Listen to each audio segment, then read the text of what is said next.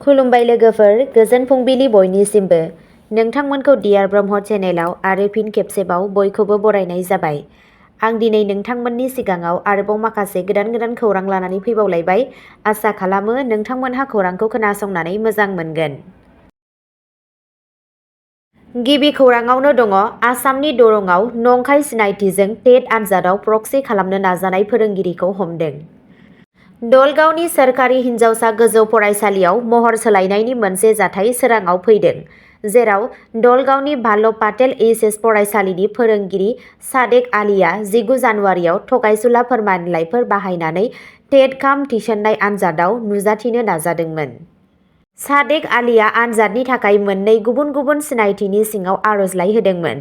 मोनसेया गावनो हौवा आरो गुबुन मोनसेया साजिद आली आइजोनि नंखाय सिनायथिनि सिङाव।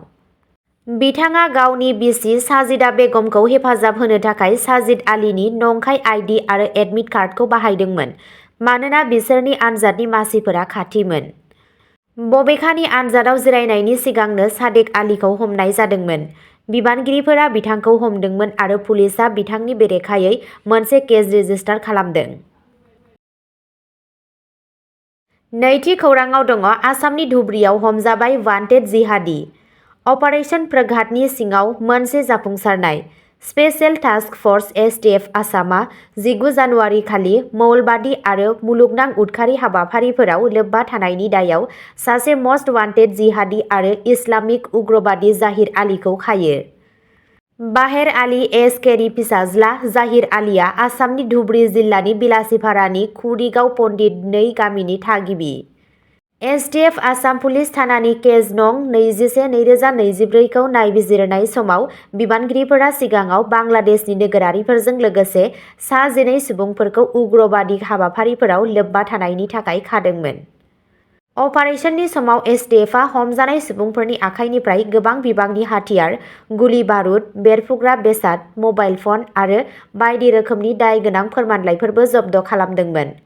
आरोबाव सोमोन्दोखौ सिनायनो आरो ओनसोलाव उदखारि नेटवार्कफोरखौ फोजोबनो थाखाय नायबिजिरनाया सोलिगासिनो दं।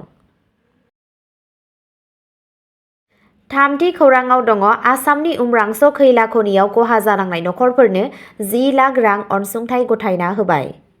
आसाम सोरखारा सनिबार 18 जानुवारियाव उमरांस'आव जानाय बावैसो जालांनाय खैला खनि दुखुनांथाव जाथायाव खहा जानांनाय नखरफोरनो साफ्रोमनोबो 10 लाख रांनि अनसुंथाइ राननानै होयो।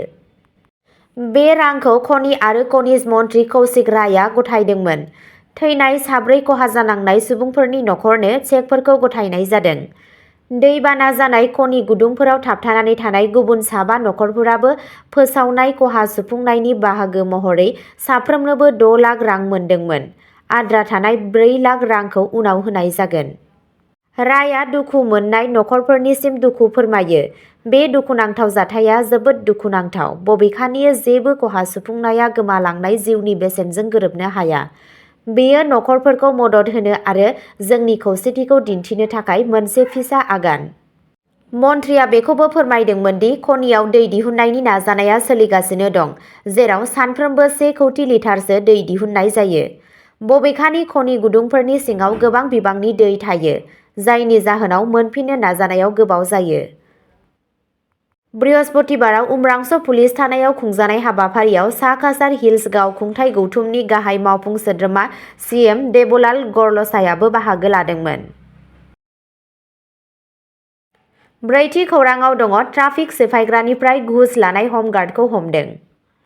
जाख्ल'नायनि बेरेखायै सोलिबाय थानाय सिग्रोमनायाव गुवाहाटी पुलिसआ सासे ट्राफिक सिफायग्रानिफ्राय घुस लानायनि दायाव सासे हमगार्डखौ हमदोंमोन।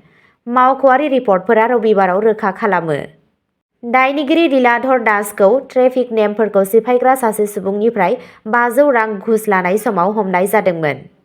नायबिजिरनायनि खाथिनि सुलुङा फोरमायदोंमोन दि ट्रेफिक सिफायग्राया मिथिनाय बायदिब्ला आसामनि सासे मुंदांखा मन्थ्रिजों सोमोन्दो दं, जाय केसनि फारसे सांग्रांथिनि मोनसे थाखो दाजाबदेरदों। बिबानगिरिफोरा गाज्रि आखुनि सिमाखौ मिथिनो आरो बिबानखौ रोखा खालामनो थाखाय जाथायखौ आरोबाव नायबिजिरगासिनो दं। बाथि खौराङाव दङ अदालगुरियाव सासे बर' सिखाव फालांगिरिखौ हमदों।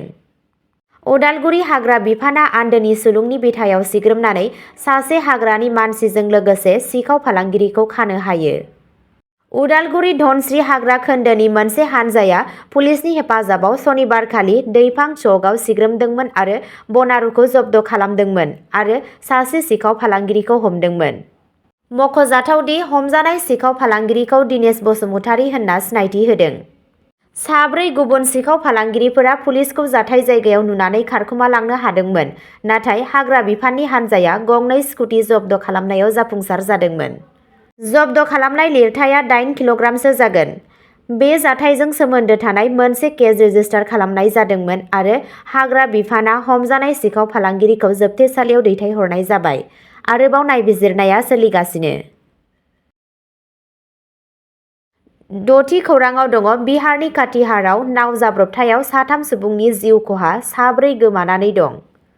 बिहारनि काटिहार जिल्लायाव रबिबारखालि गंगा दैमायाव सा 17 दावबायारिफोरखौ लाबोनाय गंसे नाव गोदोनायनि जाहोनाव 3 सुबुंफोरा जिउ खोमायो आरो 4 सुबुंफोरा गोमानानै दं। बे जाथाया आहमदाबाद ओनसोलाव जादोंमोन, जेराव सा 10 सुबुंफोरखौ जाफुंसारै रैखा खालामनाय जादों, जायनि गेजेराव बांसिनानो रैखाथियै सानस्रिनो हादोंमोन। खौरां मोन्नाय बायदिब्ला गोमानाय 4 सुबुंफोरखौ नागिरनो थाखाय रैखाथि हाबाफारिया सोलिगासिनो दं। जिल्ला मेजिस्ट्रेट मनेश कुमार मीनाया बुंदोंमोन दि जाब्रबथायनि जाहोनखौ मिथिनो थाखाय नायबिजिरनाय जागायदों। थैनायफोरनि गेजेराव 2नि सिनायथिखौ 60 बोसोर बैसोनि पवन कुमार आरो 70 बोसोर बैसोनि सुधीर मण्डल होनना मिथिनाय जादों। बबेखानि 3थि बुथारजानायनि सिनायथिखौ दासिम मिथिनो मोननाय जायाखै। दायो नायबिजिरनाया सोलिगासिनो।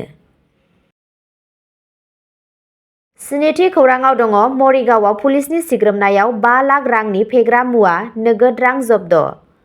आयेन बेरेखा हाबाफोरनि सायाव मोनसे गिदिर सिग्रोमनायाव पुलिसआ मरिगावनि पचाटियायाव मोनसे सिग्रोमनाय हाबाफारि लादोंमोन, जायनि जाहोनाव सासे सन्देह गोनां ड्राग्स जगायग्राखौ खानाय जादोंमोन आरो 5 लाख रांसो बेसेननि बेसाद जब्द खालामनाय जादोंमोन।